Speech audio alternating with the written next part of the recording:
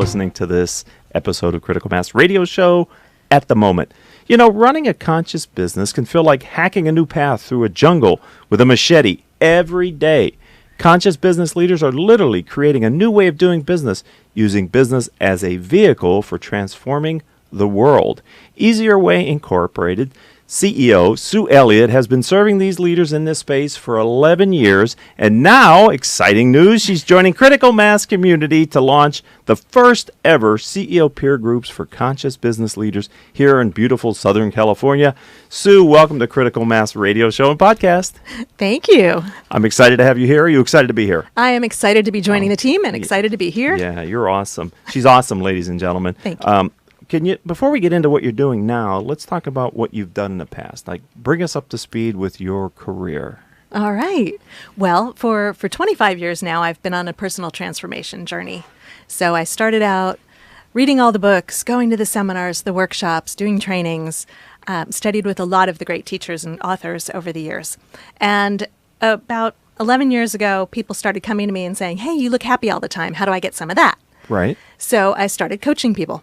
And it turned out that all of the people I was coaching actually own their own business. Somehow I became a business coach without ever trying to be one. Okay. And they were all in this space of consciousness and transformation. So everybody was on the journey, different places on the journey, different types of businesses.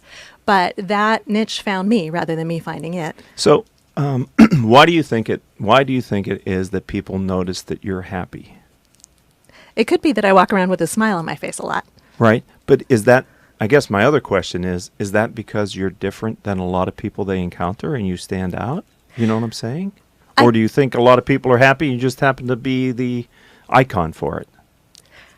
I think a little of all of that. And I have to confess that all those years when I wasn't really happy, my mask was a smile also. So I've been that smiley person who was like, yeah, I'm fine. Everything's great. Okay. And when inside I was like, oh my God, please help me. And I've also been on this journey where I found that I could choose to be in a state of appreciation more and more. That was actually the practice that probably made the biggest difference for me. And so all day, every day, I was walking around looking for things to appreciate. Oh, beautiful tree, beautiful flowers. Wow, I love your earrings. Great shoes. You know, and it's amazing. But when you look for things to appreciate, the world brings you more things to appreciate. Can we stay on this subject for a couple of minutes? I want to peel it back a little bit more. Hopefully, the ladies and gentlemen that are listening to Critical Mass Radio Show are interested as well because, as I've mentioned to you before, we have themes within the community. A couple of years ago, it was stress because I feel that business executives, regardless of what type of business they're running, are always under some level of stress. Sure. So being able to find peace, happiness, and be thankful and gratitude is, I think, a great anecdote for that. So what in your life caused you said 25 years ago, yes, to begin this journey? Can you share that here on the radio show? Can you give us context for why you did that? Actually, a girlfriend gave me a book by Marianne Williamson, A Return to Love. And it was, the subtitle is Reflections on a Course in Miracles. Some of you probably know Marianne Williamson because she's running for president right now. Back then, she was a personal growth and transformation leader only. Okay. And that book really shifted my perspective on the world. It validated a lot of things that I had always intrinsically believed. And it showed me that most people walk around showing you their woundedness all the time. You know, people are either being loving, which could be friendly or kind or, you know, holding the door for you, or they're crying out for love. They're coming from fear. And so when it broke things down into it's either love or it's fear, and fear is a cry for love, that really opened my heart in a lot of ways, made me much more compassionate and understanding. And then as I moved through life, I started to understand more and more and find deeper layers and discover that I could really see what was going on with people and what sort of patterns and wounds they carried from this life. So how long, if you can recall, how long did it take of this commitment before it actually kind of took hold, where it wasn't as much of a conscious effort to be thankful and be gratitude, where it became more natural? It was pretty fast. Was it? Okay. Yeah, but it was not necessarily a linear path. So that's it. Okay. What do you mean by that? So I started down this path in the early 90s. And then I got married to somebody who was not on this path. And I was like, okay, I'm going to go back to the real world now. Right. And then, of course, the real world cracked me back open again. Okay. At one point, I had been a magazine editor and writer for most of my career, and I wound up starting my own PR agency. So I was on both sides of the desk. I was still writing as an editor, and I was also on the other side trying to pitch articles to editors. And I had some clients, but I had hit this threshold, and I couldn't seem to get any more clients. And I realized that the problem was me. So that started me back on the personal transformation journey. What's in my way here? Okay. And so how did this get you to 11 years ago looking at businesses, conscious businesses, and people who are starting and running and growing these types of firms? I have been working with different coaches over the years. I'm a huge fan of working with coaches.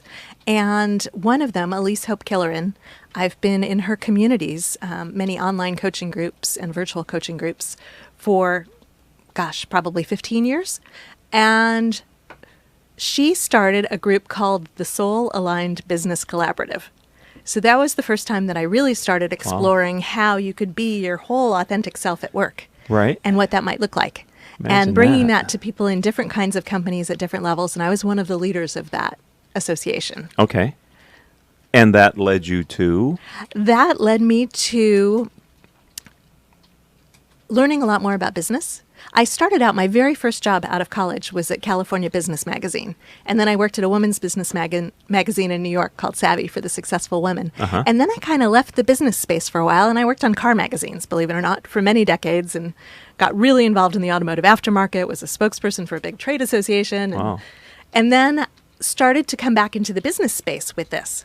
That the personal transformation brought me back to business. Wow. And the fact that I was working with these different kinds of entrepreneurs, mostly, some who were starting a business, some who had had a business for a long time, but were having one kind of problem or another in it, and working with them on their personal life, because I believe that there's not work life and personal life. It's all one life. Yeah, right.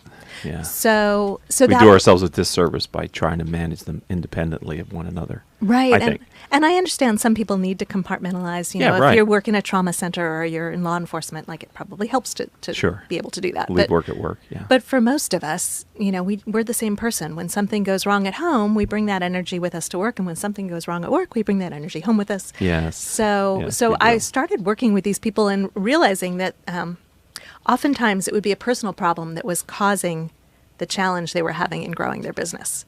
So probably the most compelling example would be a business owner I was working with, and we had done a whole coaching package. And every time, for some reason, I kept feeling inspired to say to her, "And how's your relationship with your husband?" And she's like, "Oh, fine, fine, fine."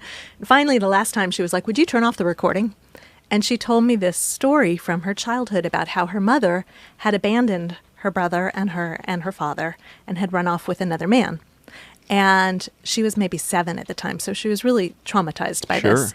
And she had found out a year prior that her husband had had an affair, just a one-night stand. It wasn't a long-term intimate relationship. But she finally realized through coaching that Yeah. one time that she was waiting for him to abandon her. I can see that. And Wow, so she what a had- discovery. Yeah, she realized she was waiting for him to turn into her mother. Yeah. And she had shut down her heart. And shutting down her heart at home had made her inaccessible to her clients also. Wow. This lady has marvelous stories, ladies and gentlemen, and I wish we had more time on Critical Mass Radio Show and Podcast to talk with Sue Elliott. Now, I'd like to focus on Easier Way Incorporated. First of all, how did you come up with the name? So, it's funny you should ask. When I sold my PR agency, the name of my corporation went with it, but I kept the corporate shell. Okay. So I had to rename it. And for me, owning a PR agency didn't feel like a good fit. So I wanted to rename the business something that would remind me. So I renamed it Easier Way because I kept going, there must be an easier way. And I found that over the years I've been doing coaching and consulting for many different people in different spaces, but Right. everybody resonates with the term easier way. Nobody really wants the harder way. Not on purpose. Right. Right. Not if there is an easier way that actually gets you there. I know many people that would like the easier way. So that is the name. And what is the practice today?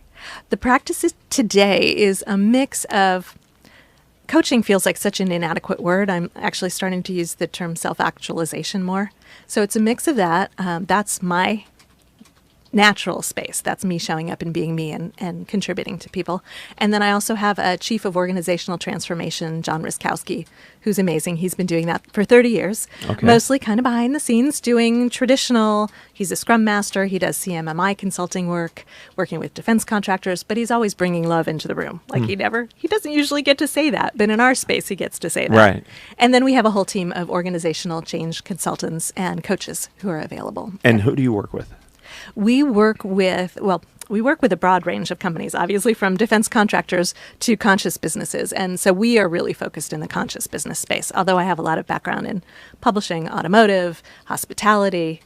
Yeah, you've got quite the experience. So let's bring it to today. You're sitting here in this chair partly because of your fantastic background and who you are as a person, and also because you've decided to join forces with Critical Mass and build and grow peer groups for conscious businesses. So why did you make that decision? So I made that decision because at one point it looked like we were meant to bring consciousness into large corporations, which generally are unconscious. Can you define that term? Unconscious or conscious? Yes. So, okay, I'll use the conscious capitalism definition because that's probably the most widely accepted. So in conscious capitalism, there are 4 pillars of an organization that make it qualify as a conscious company. One is having conscious leadership. So people who are awake, self-aware. Let's use that as a similar term. Having a conscious culture, having a higher purpose. So not just being in business for shareholder value and ever greater profits, but to actually do something in the world that's of service. And profits are the benefit of doing that, rather than the purpose itself. And then a stakeholder orientation. So many businesses exist just to please their investors or shareholders.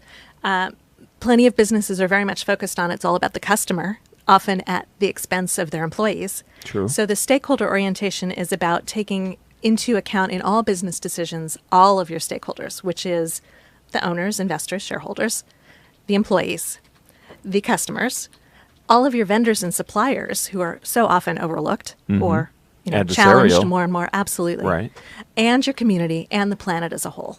So it's a win-6 when all of them are taken into account. That's the term, win-6? Yeah, win to the 6th power. Win to the 6th power. So a conscious company is really very much aware of their impact in the world and their ecosystem and doing their best to do something to benefit the planet. So an unconscious company is really focused maybe in 1 or 2 of those 6. Maybe. It's always profit, I would think, and then maybe customer, maybe employees, but not looking at the whole picture. Right. So we might look at companies that are, obviously doing a lot of pollution or, there are plenty of examples of unconscious companies. We don't have enough time on the podcast today to list maybe companies and industries that aren't that way. So, you started by saying we originally thought it would work well in larger companies, and then we got off on... Yes. So there are larger companies with conscious leaders, but the organization as a whole is probably not ready to reach a higher level of consciousness right now.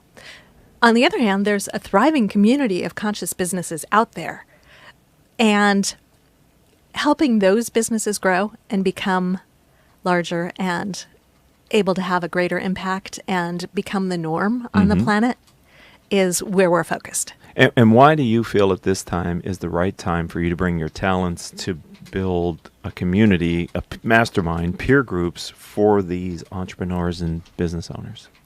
Well, for several years, I was on the board of Conscious Capitalism's Orange County chapter, and our chapter went dormant a couple years ago. And I looked at picking up the chapter again, but that was sort of one of the things I was considering doing. Sure. I go to the Conscious Capitalism LA events. And at those events, I've been hearing from people who come up all the way from San Diego because the community in LA is really thriving and close-knit, and they need that camaraderie. They need to be around people who understand what they're doing and why they're doing it the way they are. All right. And that seems to really be absent in Orange County right now. There are a lot of conscious businesses in Orange County, but there is no sense of community. And this is one particular group of business owners who are really craving that from what I've seen. Well, this is fascinating because I believe in all business, it's a basic human need to belong and to be around people who are somewhat like you and they get it, and that you feel good about, and they reinforce. And so that power, that need, you see it truly in this space as well. And Absolutely. you're looking.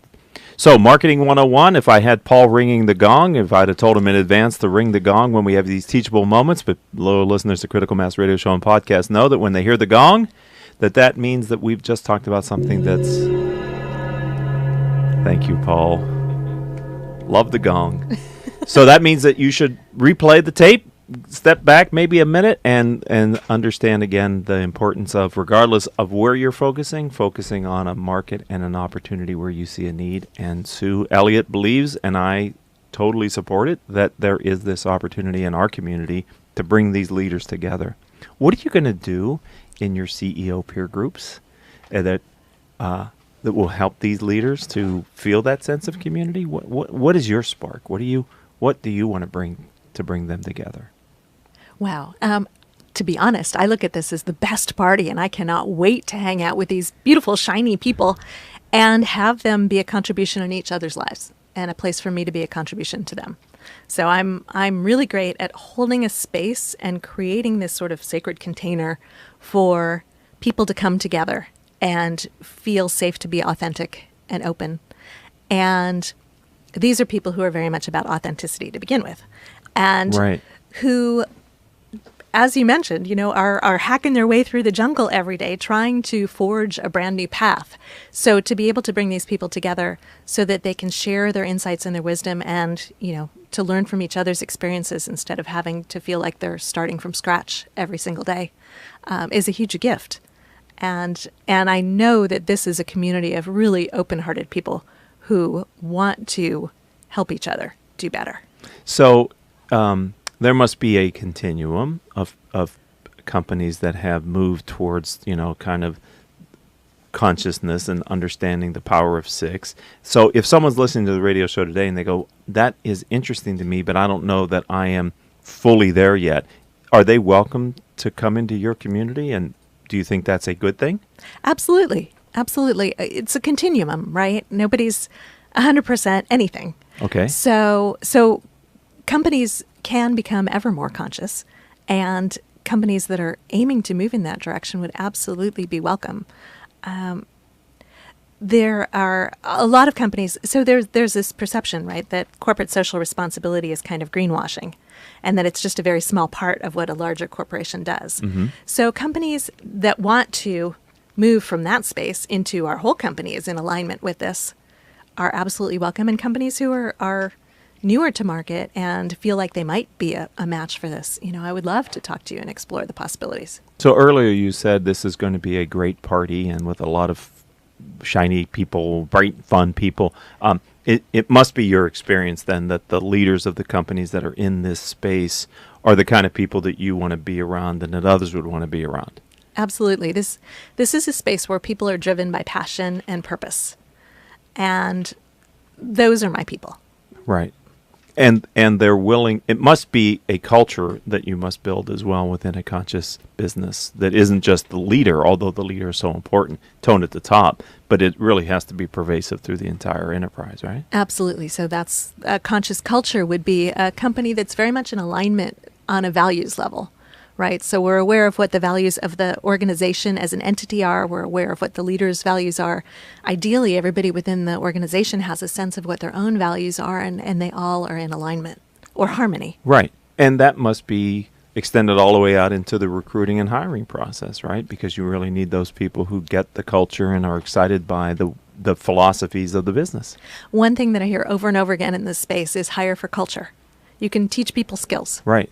Right. And I think that's a universal truth for all businesses, regardless of size. It's easier for smaller businesses to hire for culture, I think, than bigger ones. But nonetheless, you need to have the fit for your culture. And first, you need to understand what your culture is. And some, unfortunately, businesses aren't even aware of what their culture is, or it's not what they think it is. But here it sounds like it's a much more focused part of building the company and the brand. And one of the things we will look at in the peer group is how do you scale and maintain that culture and maintain that level of consciousness and harmony within the organization. Right, because it's exciting to me because you can bring together a group of people who are doing best practices, but they might be doing them not all the same way or not all the same best practices. So it's multiplying the application of best practices by a power of 10 or 12 or whatever you have in the room at the time. Absolutely. And best practices may work really well in one culture and be completely foreign in a different one. So, Right. there's no one best Right. practice. There's a little bit of give and take. All right. So I don't know how people could not want to learn more about what you're doing, Sue Elliott. I'm sure they are lining up to figure out what is this talented individual doing now within the critical mass umbrella of businesses. How should someone find you online to ask you questions, my friend? Thank you for asking. Our website is easierwayinc.com, easierwayinc.com. And you can reach me directly at sue@easierwayinc.com.